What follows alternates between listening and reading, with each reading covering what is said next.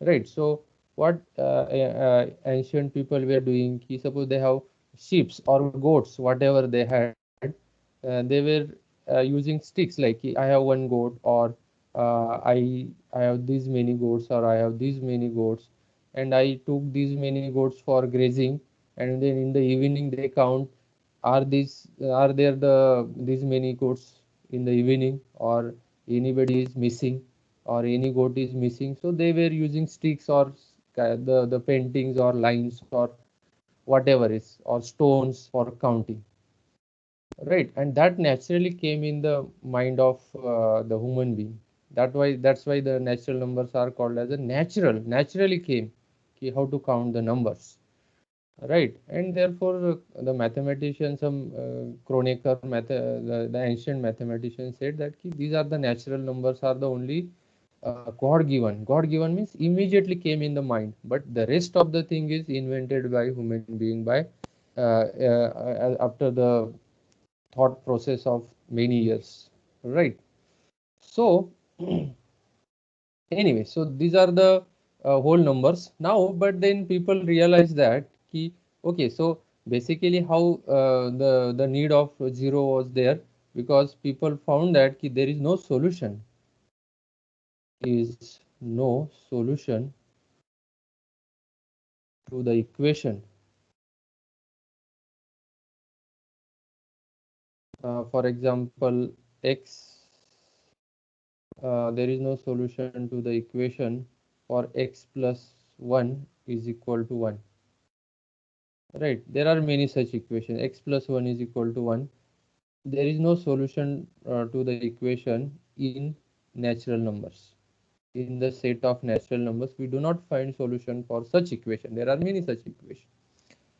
And okay, then natural question may come in your mind, where these equations come from, why people were interested in such equations, right? So people were interested in such equations because people were very curious about what is happening around, right? Why planets are moving? What is this planet which we can see in the sky every day?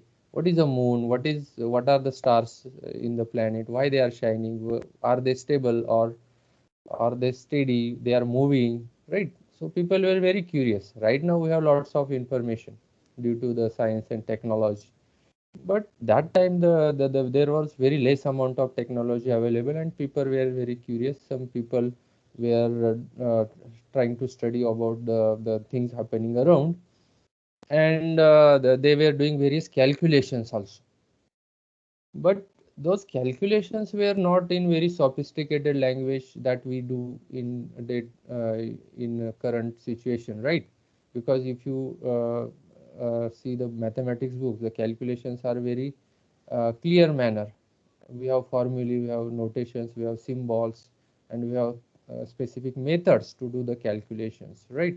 But that time people were using their own strategy, own language, own symbols. For example, Indian mathematicians Bhaskaracharya,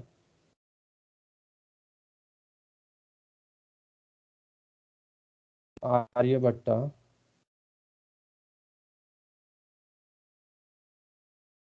and so on, etc.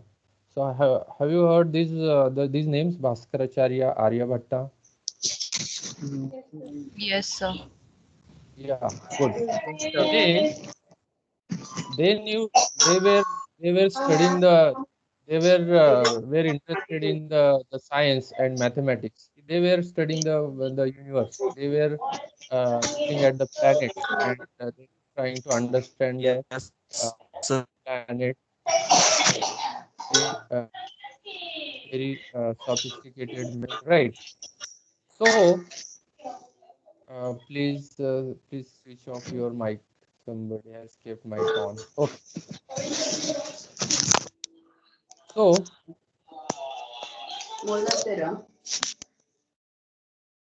people, Bhaskaracharya or Aryabhatta, Indian mathematicians, ancient mathematician or Vedic mathematicians, they were doing some calculations, but their literature, whatever they wrote, whatever books they wrote, all the books were in poetic language, in Sanskrit, or the language that they knew. And therefore, there were no symbols at all, like sin x or cos x or plus, minus, theta, or natural numbers. They did not know symbols. All their literature is available in poetic language, right? Or they used to have figures. They draw various figures, pictures, and from that pictures, they explain the mathematics. Right. For example, the Bhaskaracharya's book Bijganita or Goladhyaya. So these books includes lots of mathematics, lots of geometry, but everything was in poetic language, and therefore common people were. It was very difficult to understand for common people. Right. And then later on the communication increased, and then people interacted with each other in various parts of the world, and then the people some people developed a very sophisticated language or techniques, symbols, and then it communicated with other people, and then in this way mathematics is developed after the efforts of thousands of years, right? So whatever mathematics or whatever technology which we are using, it is the effect of thousands of years, right? Because in each and every technology there is a mathematics, right? Without mathematics, technology is not possible at all. And therefore, if you go to the history, it is a very long back, long old history, and that's now we are using the technology and all these things. Okay.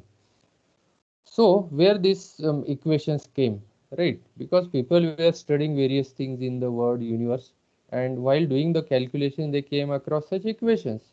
But they found that key natural numbers, such equation, what is the solution of this equation? Is there a number available with us which is a solution of this equation, particular equation?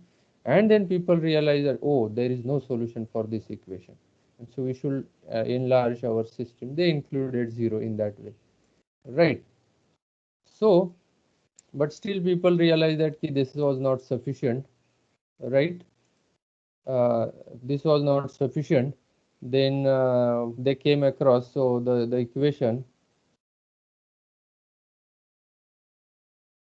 the equation x plus, for example, x plus 2 do not equal to 0, do not have a solution in whole numbers also, right? In whole numbers also, such type of equations do not have solution. Right, this is a notation for whole numbers. Whole numbers, and remember these symbols, these are not our usual symbols. This is a symbol for natural numbers, a special n. This is symbol for whole numbers. So this equation x plus 2 is equal to 0. What is its solution? X plus 2 is equal to 0.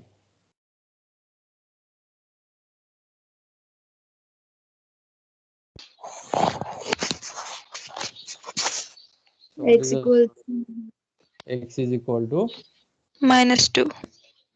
2.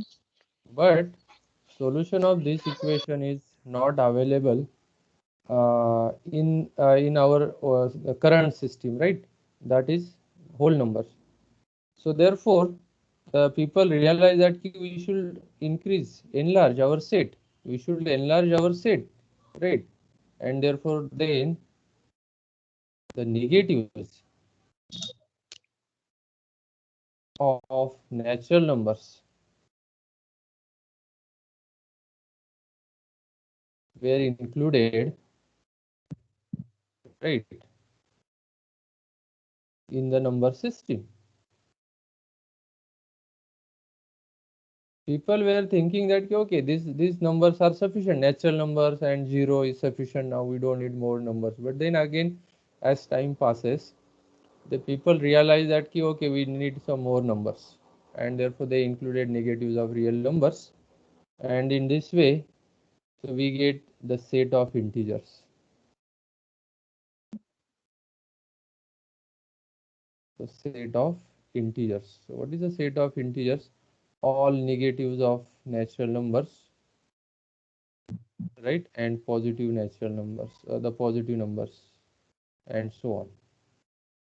This is a set of integers. So these equations came, people came across these equations because they were doing various calculations while trying to understand the universe or whatever things happening around, and they came across such equations, but they could not find solutions of such equations in our system. That means they thought that okay, such number does not exist, now we should enlarge, we should add such numbers, all possible such numbers, and therefore they could find solutions of such equations. Right, whatever is not available, then include it. See, for example, in our house, if we feel that we need some chairs, then we buy some chairs, purchase some chairs and put in our house. That's what the philosophically happening. Okay, then people thought that okay, now we are very rich and we have sufficient numbers available, so this number system is fine, it is complete now, we don't need more numbers, we can do anything, we can do all the possible calculations like using these numbers integer.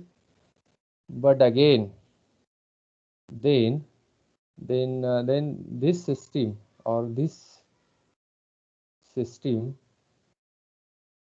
do not contain solution of equations. Solutions. So this system do not contain solutions of equations like 2x minus 3 is equal to 0. Equations like, right. So this system still do not have solutions of this equation, because what is the solution of 2x minus 3 is equal to 0? So solution of 2x minus x is equal to 0 3 is by x is equal 3 by 2. 3 by 2. Very good. And this solution is not available in integers. People realize this. Right, and then they thought that okay, we should include such numbers, but what these those numbers, because in current situation we have learned lots of mathematics in very sophisticated manner, in very clear manner, but at that time they were very it was very difficult to understand what is the meaning of 3 by 2. Okay, we can understand one, because I have one cow, two cows, three cows, or suppose I have one coin, two coins, three coins, and if I give you two coins and took back five coins, so how to maintain the calculations, how to maintain the record, then it is a minus 3. I have given you two coins and I took back five coins, so what is the amount left with you? So it is minus 3. That was the way you can understand these negative integers. But how to understand this kind of numbers? And then that situation was then difficult in that time. Ki how to understand these numbers? Right. Suppose so I have one bread. Right. I have one bread, and I divide this bread into some three equal or five equal parts. One, two, three, four, five. Right. I want to divide into five equal parts. So then what is the size of each part? 1 by 5. Right. And suppose somebody eat two parts. Right. Somebody eat two parts. Then 1 by 5 plus 1 by, so it becomes 2 by 5. So what is the meaning of 2 by 5? So meaning of 2 by 5 is you divide unit, whatever is unit. This is 1, whatever is 1. You can have 1 centimeter, you can say 1 bread, you can have one piece of land, whatever you have, you divide it into 5 equal parts, right? You divide your one unit, whatever is your unit, you can, it can be piece of land, it can be bread, it can be anything, it can be the length of string, whatever. Divide it into 5 equal parts, then two parts together it is 5, 2 by 5, or three parts together it is, three parts together it is 3 by 5, right? Four parts together it is 4 by 5, and in that we can understand these numbers. What are these numbers? So for example, can you understand number 5 by Can you understand this number 5 by 100? What is 5 by 100?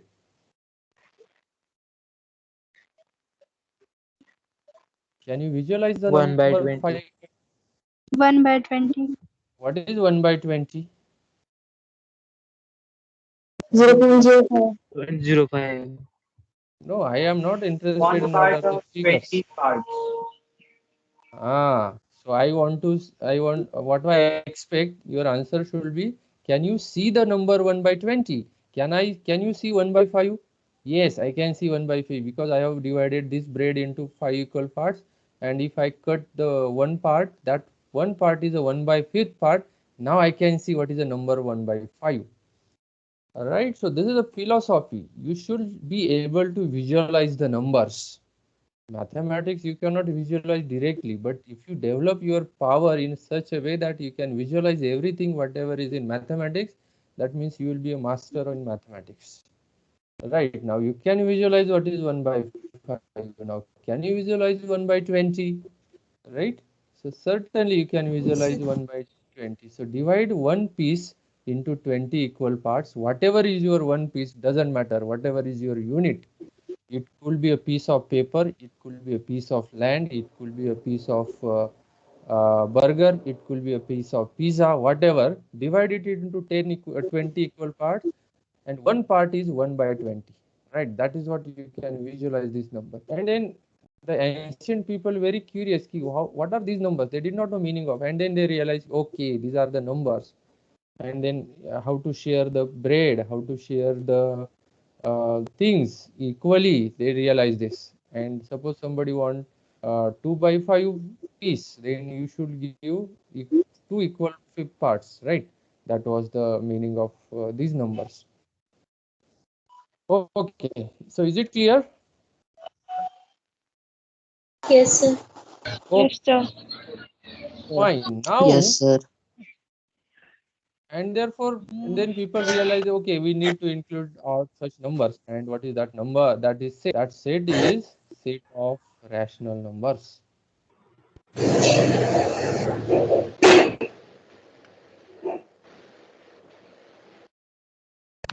Set of rational numbers, and it is denoted by all the numbers of this type, p by q.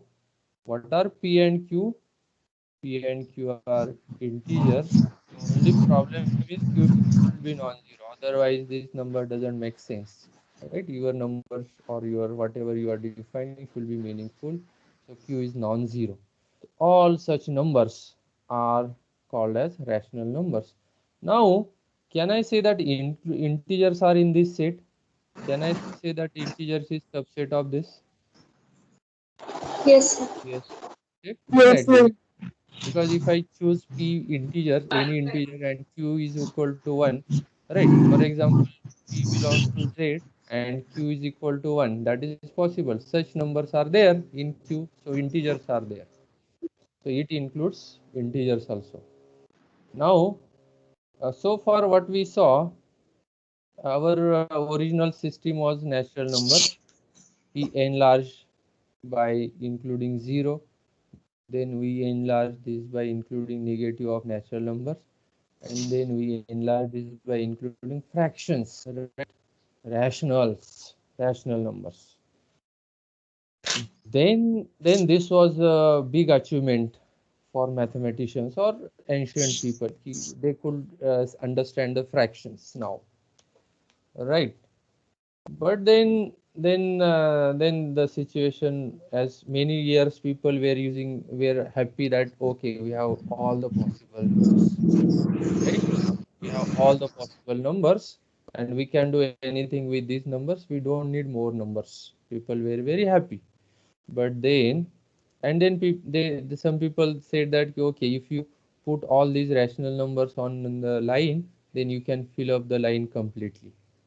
No need, no gaps are there. So you put all the rational numbers here, and you suppose this is one unit, and you assign here 0. 0 is a rational number. Then you can have 1 by 2 here. You can 1 by 50 here somewhere, right? You can have 2 by 50 here somewhere. So you can fill up this entire line by these rational numbers. People were thinking in that manner, right? But then, as a man is a rational element, then people were doing some calculations, and then they came across. But the equation x square minus 2 is equal to 0 do not have a solution in rational numbers. Okay, now there was a dilemma. Okay, what to do with this equation? This equation do not have a solution. Okay, what is the equation of this solution?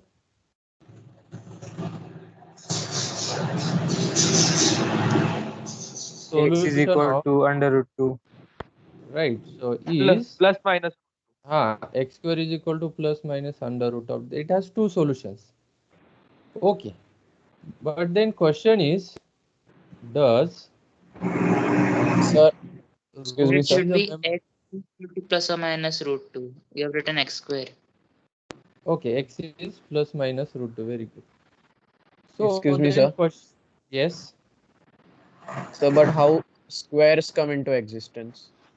Who invented squares? square is a different thing. That So that is no, a no. definition of I'm asking that. How ancient people came to know about squares? square means what? X multiplied by x. X multiplied by x means what? What is m multiplied by n? Is n plus n m times. What is n times m plus? If you add n things m times, what you get? That is just notation that we write it as m times n, right?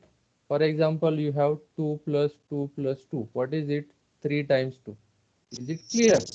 So if we add certain amount n m times, then that notation, this is a notation, right? What is the n times m meaning? You are adding n. How many times you are adding m times? And for simplicity, we have adapted with this notation m times n. Is it clear?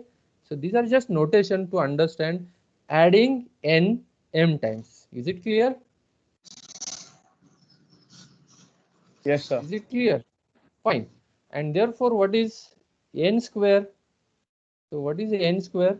So n times n. That means we are adding n how many times? N times. Right. So in the same manner, people understood what is square, x square. So we are adding x how many times? The x times. Right. So what is x square? What is x square is adding x times. That was the meaning of people had about the powers of numbers. Is it clear now? Yes, sir. Very good. Okay. So does q now let us come to our original concept, original question. Does root 2 belongs to rationals? That was the dilemma, right? So people thought that this equation, people thought that key rationals contain solutions of all equations. We don't need more numbers. But then they came across such equations while doing some calculations. And then they realize, okay, what is the solution of this equation? Solution is something like this. Again, root 2 is a symbol. Don't bother about why root 2. And it was just symbol that this, and believe me that these symbols came very later. People were unknown how to then what should be the symbol for solution of this equation. They were using something different kind of things, but later on people used very sophisticated symbols, and that we are using currently, and we understand it easily. But anyway, so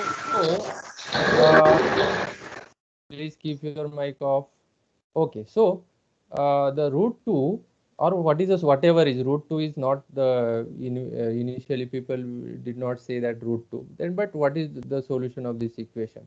And for our simplicity, we are denoting this solution by root 2. This is a symbol, right? These are the symbols accepted universally. That's why we are using these symbols, right? The symbols are not God given. Remember this, symbols given by human being for simplicity, for communication, for understanding. Right. So, fine. Now, does the solution of this equation is in rational numbers? That was a dilemma. And then let us see our first proof. Prove that, or you can say proposition or theorem. Let me call it as a theorem, because at that time people were unaware of that, and it was a big deal to prove that whether it is rational or not rational. Prove that root 2 is not a rational number.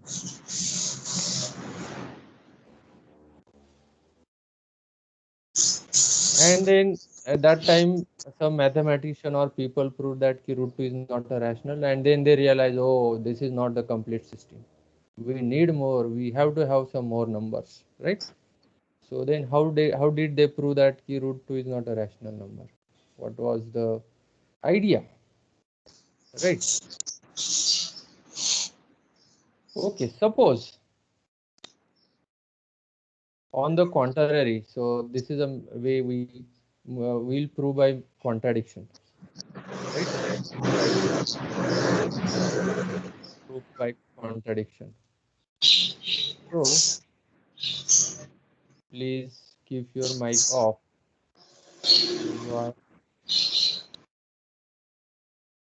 You are, if you keep your mic on, it creates disturbances. So you should keep your mic off immediately.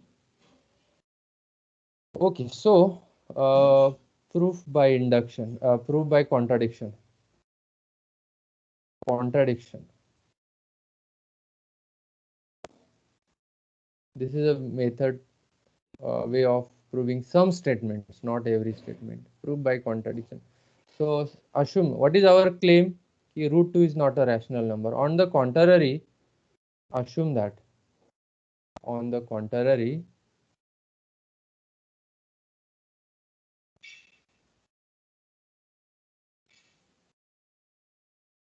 assume that root 2 is a rational number.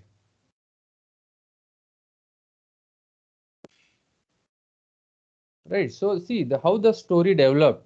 Right. So we are just talking about the story and history behind this. So how story developed? How people the story go further. So then somebody proved that root is not a rational number. So how to prove root is not rational? So on the contrary, suppose it is a rational number, then what is the problem? Suppose root 2 is a rational number. Then, but what are the rational numbers? Rational numbers, set of rational numbers of this type. It is of this type, right? Suppose if root 2 were rational number, then root 2 is of the type, then root 2 is equal to p by q, q not equal to 0 for some integers p and q, right? If root 2 is a rational number, then it is of the type, is the root 2 will be of this type for some choice of p and q, because the rational numbers are of this type, p by q type. And if root 2 is rational number, it must be of this type, some p by q, for some p and q, right? So now assume that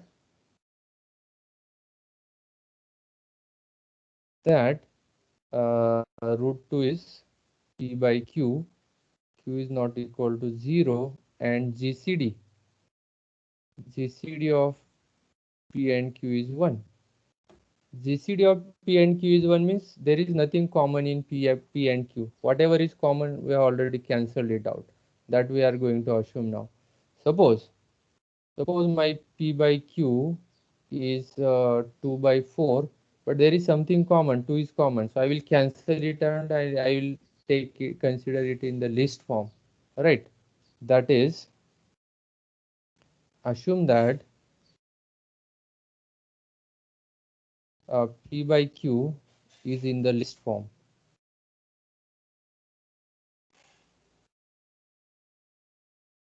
Right. So whatever is common, cancel it out. The value is not going to change, right? And now nothing is common. That means GCD of P and Q is 1. That means nothing is common among P and Q. Fine. Now you can see it clearly, right? So the whatever is going on, is it clear now? Do you understand it clearly? Yes, Sir. Okay, very good. Okay, now what is the problem? If we assume that root 2 is a rational number, there is a problem. Root 2 is P by Q. Now squaring this equation, what we'll get? What is the square of left hand side? 2. What is the square of right hand side? P square upon Q square. This is equivalent to saying that 2Q square is equal to P square. Right. Okay, so let us call this as expression 1. Expression 1. But from this expression, from expression 1, what we get? So from expression 1, 2 divides LHS. 2 is a factor of LHS and LHS is same as RHS. Therefore 2 divides RHS. Am I right? Right. So, yes, and hence 2 divides P square. Whatever is P square doesn't matter, but 2 divides P square. Now let me tell you something, right? So note this. This is a very important property, Euclid's lemma.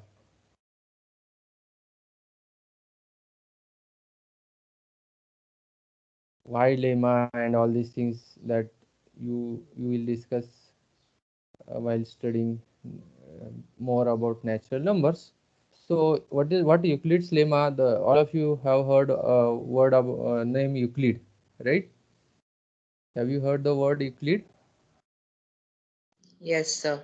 Who was Euclid? So Euclid Sir. was the ancient mathematician, Greek mathematician, right? And he developed geometry, Euclidean geometry.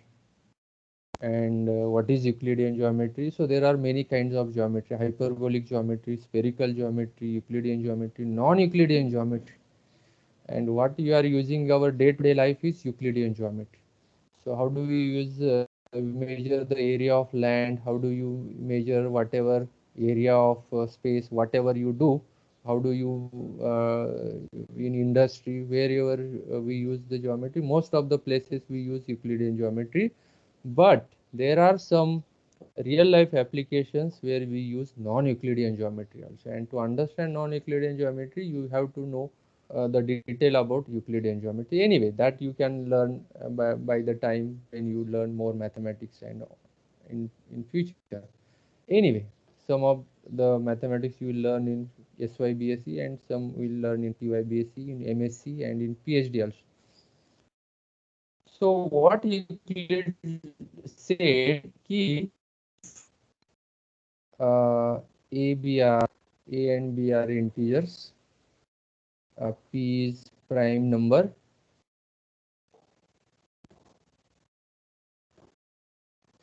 right? Suppose not suppose A and B are integers, P is a prime number, P is a prime number. So if P divides product A into B, then P divides A or P divides B. So why this is special? Euclid's lemma is special. If P is a prime number, and all of you understand what is the meaning of prime number. What is a prime number? So its factors are only 1 and itself, right? Such number is called as a prime number. If P is a prime number and it divides product of two numbers, then it must divide one of them. It would not like some part of P divide A and some part of P divide B. it must divide one of them. So uh, for example, if I choose n is equal to 6 and a is equal to 4 and b is equal to 3, then what is AB? AB is 4 into 3, which is 12, and n divides AB. N divides AB, right? That is 6 divides 12. Is it true? 6 divides 12. Is it true? Yes, sir. Yes. But 12 is 4 times Yes, 3.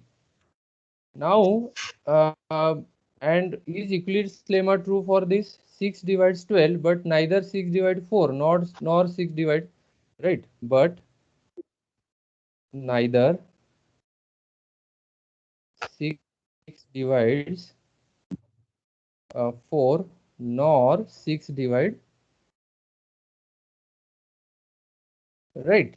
Therefore, the Euclid's lemma is not true for 6. Am I right? What Yes. Euclid what Euclid's lemma says, if P divides product of two numbers, then P must divide one of them. But 6 divide 12, which is a product of 4 and 3, but 6 neither divide 4 nor divide 3, right? So that is a problem. And what is the problem with 6? What is the problem So with it's 6? not a prime number. Exactly, 6 is not a prime number, right? And therefore, if it is a prime number, then if it divides product, then it must divide one of them. That is what the speciality about Euclid lemma. Correct? So now you try with any prime number. If I take p is equal to 3, 3 is a prime number, and you take any two numbers which is whose product is divisible by 3. For example, 15. 15 is 5 into 3. It is a product of two numbers, and 3 divides 15, and so 3 divides 5 or 3 divides so 3 divides 3. That is true. Or you take 10 into 3, 10 into 30, for example, and 3 divides, okay, let me denote, n divides m is meaning same as n divides m. This is a symbol notation. This is vertical line, not a slanting line or not horizontal line. So this is a notation that you will be using at various occasions. So this is a notation for n divides m for simplicity. Every time divides, writing word divides is difficult, so I use the notation n divides m. What is the meaning of n divides m? N divides m, not n by m, right? So 3 divides 30 into 10, right? And 3 is a prime number, and therefore 3 divides 10 or 3 divides 30. One of them must be true, and this is true, correct? Am I right? Yes, sir. Very good. So, So now you understand Euclid's lemma. What Euclid's lemma says, if some prime number divides product of two numbers, then it must divide one of them. This was the meaning of Euclid lemma. Fine. Now let us go back to our original situation. What is our situation? 2 divides p square. We were stuck at this point, right? We came to the step that 2 divides p square that we have. Okay, so or let me put this in bracket so that this is not a part of proof, right? Up from this to this is not a part of proof. But while proving something, we were stuck, and then we need to have knowledge of this thing. That is what the research is going on. How people are doing research. They are doing something, and then they stuck at some point, and they invent. They feel that okay, this don't know, this we don't know. Then they invent that thing. That is the research. Right, so we were stuck at this point, and we did some research, and we got to know that if some prime number divides product, then that prime number divides the one of the factor. That's what we have. Okay, so we were so we have 2 divides p square. This was our last step, right? But now 2 is a prime number. And what is p square? It is a p into p, product of two numbers, right? And p2 is a prime number. This is a prime number, and it divides product of two numbers by Euclid's lemma. What I should say now? 2 divides P. Very good. So by Euclid's lemma,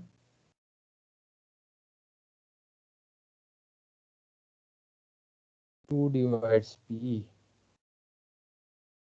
Right. Okay. So let me tell you something about. So if you want to read, know more about Euclid's lemma or properties of primes and numbers, you should read this book.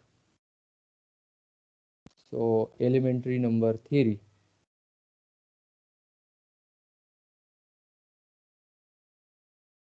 Elementary number theory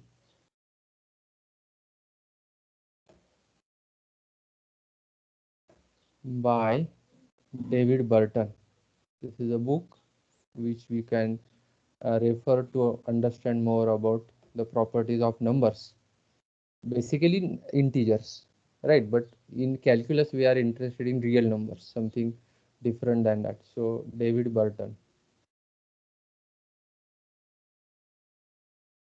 So this is a book which is a very good book, and everyone should read this book from the beginning. So read one page per day, no doubt, no problem. But you will understand a lot why we are doing various things in mathematics. Right, David Burton, elementary number theory. Okay, so and you will find proof of Euclid's lemma, how Euclid's lemma is true.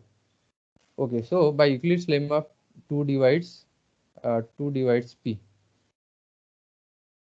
2 divides p. Okay, so 2 divides p means what? So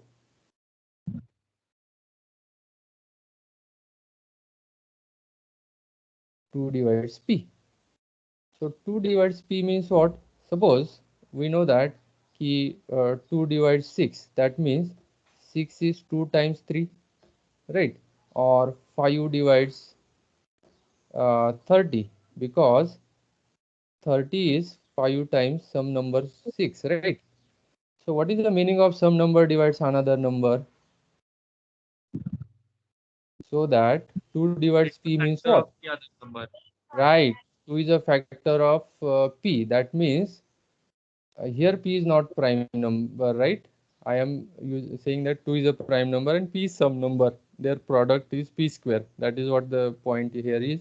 Here I am not saying p is a prime. P is some number. So integer p by q. So root 2 is p by q. So p is integer, q is integer. So we are just here, p and q are integers, not prime. Remember this. So therefore p is 2 divides p. Therefore 2 is a factor of p, and therefore p is equal to 2 times some k, right? For some integer k, right? If 2 divides p means p is a 2 is a factor of p, that means p is 2 times some integer. That's fine. That is your usual thing that you know already. So therefore, from equation 1, so recall our equation 1. What is our equation 1? 2q square is equal to p square. P square. Right. Therefore, from from equation 1, what we have? So 2q square is equal to p square implies 2q square is equal to p square, but p square is 4k square. But we can cancel 2 by some reason, right? That we'll discuss how we can cancel in real numbers. But by your usual convention or usual knowledge, you can say that we can cancel 2, and therefore what we get, q square is equal to 2k square, right? Let us call this as expression 2. Fine. Now from 2 is a factor of RHS. 2 divides RHS. Am I right? 2 divides RHS Yes. in equation 2, and therefore 2 divides LHS, right? And therefore 2 divides LHS. LHS is Q square, and by same Euclid lemma, 2 is a prime number and it divides product of two numbers Q and. So what should I say now? 2 divides Q. 2 divides Q, right? Thus we reach to the situation 2 divides P, that we already found, and 2 divides Q. This is what we have current situation. Is it clear? The current situation is 2 divides P as well as 2 divides Q. So that 2 is a common factor.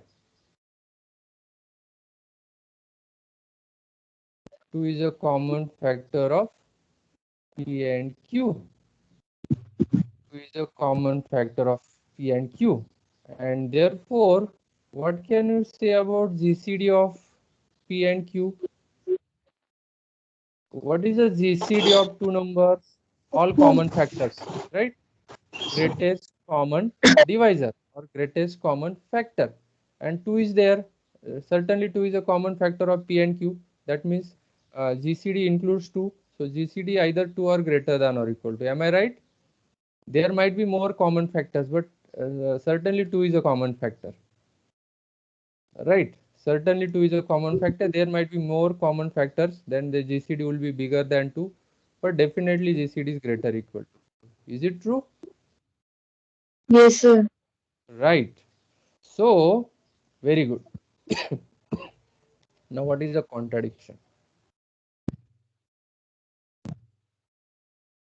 So, this is a contradiction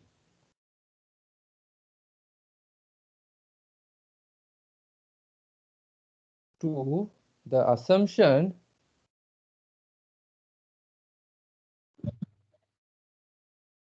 that what?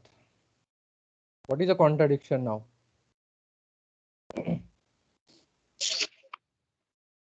What is a contradiction? Rational number. No. What is a contradiction? Let us go back. We were assuming that Two is GCD of rational. P and Q is 1. Whatever Yes. was common was already cancelled. There was nothing common, and then we started proceeding. Whatever is common, cancel it out, and then assume P by Q in list form, and then we started our calculation. So whatever was common was cancelled out, and we found that there is a common. Still there is a common.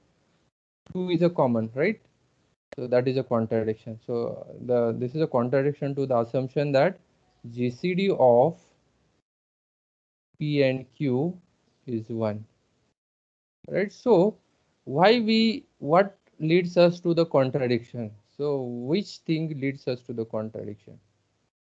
So if our assumption leads us to the contradiction, so our assumption is wrong. That is, therefore, our assumption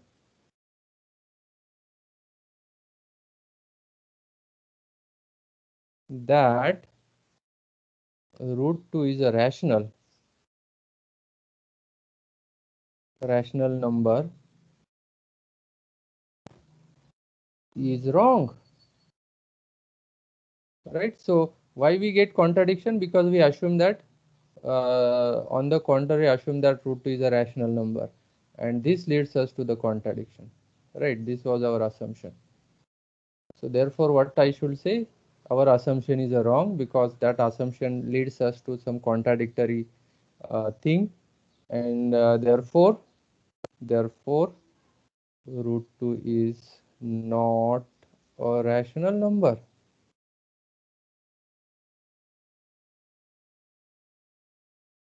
Right. And therefore, hence, solution of equation, solution of the equation x square minus 2 is equal to 0 is not available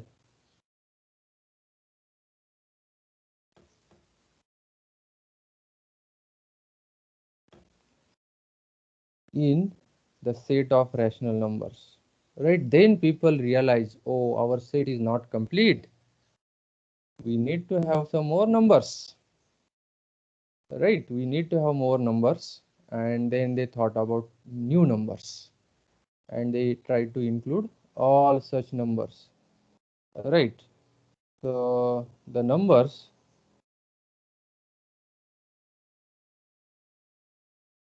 root 2, the number root 2 is called as irrational.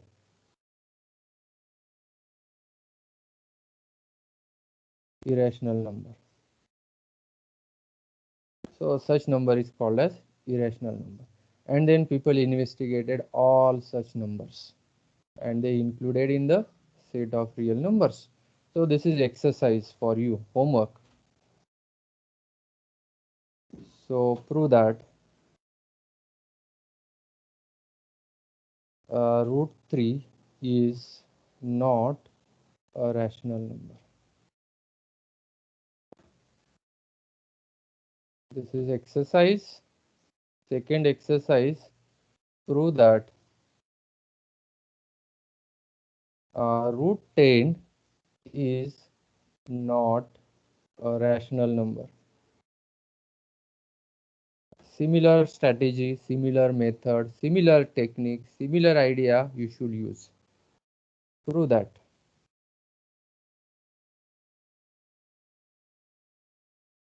Root 2 plus root 3 is not a rational number. Right? Fourth, prove that root 6 is not a rational number. Okay, well, so by similar strategy, you can prove all these things. These are not rational numbers, and there are many more rational numbers, numbers which are not rational, right? And okay, next time we'll think about more numbers, and we'll see the larger set now, right? So, any doubt? Any doubt? Any difficulty?